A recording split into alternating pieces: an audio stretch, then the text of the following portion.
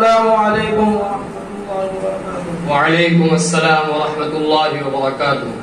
عثمان صاحب کیا بات ہے، 2-3 روز سے اپنے کمرے میں چلا رہے ہو، کیا کسی نے آپ کو تقریر کرنے جانا ہے؟ نہیں صاحب، ہمارے جامعہ مدرسہ ریاض الاسلام چری گجرات میں انجمن اصلاح البیان کا شعبہ جاری ہے، جس میں ہم سب طلبہ تقریر کرنا سیکھتے ہیں۔ ارے بھائی، پھر آپ مدرسے میں اپنا سبق کیا کھا کے یاد کرتے ہوں گے؟ ارے بھائی، میں خارجی وقت میں تقریر کی مشق کرتا ہوں اور مدرسے کے اوقات میں درسی کتابیں پڑھتا ہوں، اور آج ہمارے جامعہ مدرسہ ریاض الاسلام چری گجرات میں انجمن اصلاح البیان کا جلسہ ہے، جس میں ہم اور آپ جمع ہیں۔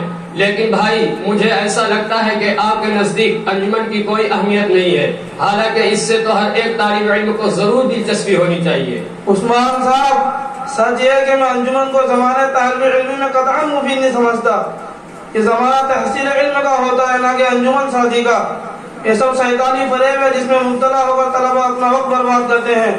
نیز میری سب سے بڑی دلیل یہ ہے کہ حضرت شیخ رحمۃ اللہ علیہ کے زمانے میں مظاہر العلوم میں ایک انجمن تھا جس کا نام فیض رسا تھا۔ حضرت شیخ رحمۃ اللہ علیہ نے فرمایا جلدی سے اس کو بند کرو ورنہ میں حیض رسا کر دوں گا۔ اسماعیل صاحب، آپ کے اس خیال سے مجھے اختلاف ہے۔ آپ سے مجھے یہ توقع نہ تھی کہ آپ اتنے مفید اور حوصلہ افزا تنظیم کو ان الفاظ سے یاد کریں گے۔ آپ نے مظاہر علوم کا جو واقعہ بیان کیا، دراصل اشتراک کے زمانے میں چند شریف بچوں نے کچھ نامناسب حرکتیں کی تھی، جس کی بنا پر حضرت شیخ رحمۃ اللہ علیہ کو انجمن بند کروانا پڑا۔ جی ہاں، بعض مرتبہ مفید چیزیں بھی مضرت کا سبب بن جاتی ہے۔ اچھا، تو یہ بتلائیے انجمن اور اس کے تحت ہونے والے امور میں کیا مضرت ہے؟ کیا یہ کم مضرت ہے کہ آپ تقریر کے مشق میں اپنا وقت برباد کرتے ہیں؟ صدیق مکرم، اسباق کی پابندی کے ساتھ ساتھ طلبہ خارجی اوقات میں اپنی انجمنیں بنائے، اس کے تحت دار المطالعہ چلائیں، کتاب پڑھنے کا شوق پیدا کرے، تحریر و تقریر کی مشق کرے، اخبار و رسائل کا مطالعہ کرے، جن سے ان کا ذہنی ارتقاء ہو اور ان میں مل کر کام کرنے کا حوصلہ بڑھے، تو کیا حرج ہے؟ کیا یہ سب کام فراغت کے وقت نہیں ہو سکتے ہیں؟ فراغت کے بعد یہ زمانہ کہاں نصیب ہوگا؟ ساتھ رہنے کا جو اس وقت نصیب ہے، اس کی قدر کرنی چاہیے۔ یہی وقت سیکھنے سکھانے کا ہے۔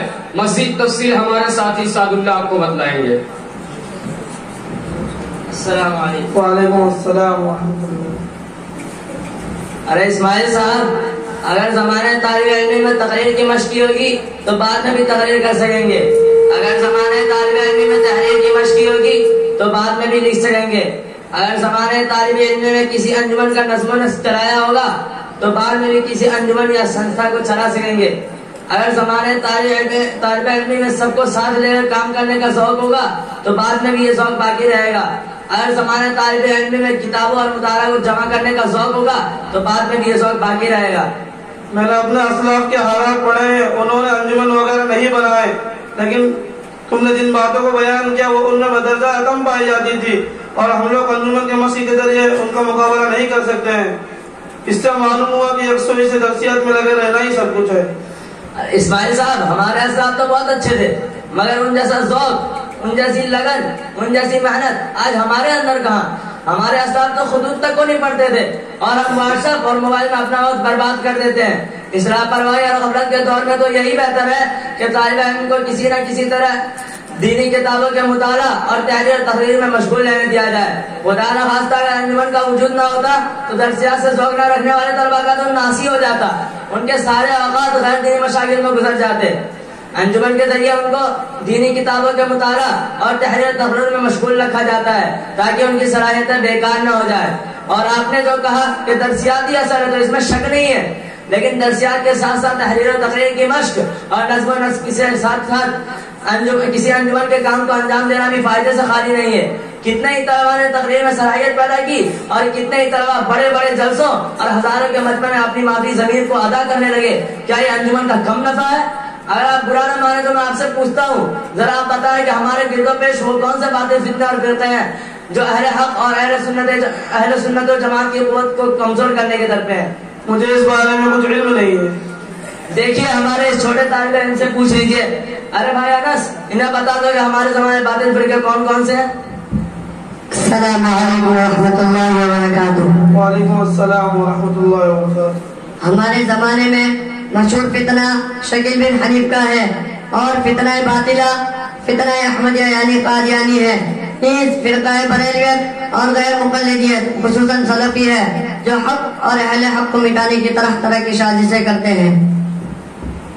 دیکھیے اس بچے نے بتا دیا، افسوس ہے کہ آپ کہاں رہتے ہیں۔ یہ وہ شیطانی لشکر ہے جو اہل سنت و جماعت کو اور خصوصا احناف کو بدنام کرنے کے لیے خواہ مخواہ چیلنج کرتے رہتے ہیں، نیز لاکھوں کا انعام ظاہر کرتے ہیں، مناظرے کے اسٹیج سجاتے ہیں اور بھولے بھالے مسلمان عیسائی مشن قادیانت کے فتنے اور فتنہ شکیلیت اور ساتھیوں کے شکنجے میں پھنسے جا رہے ہیں۔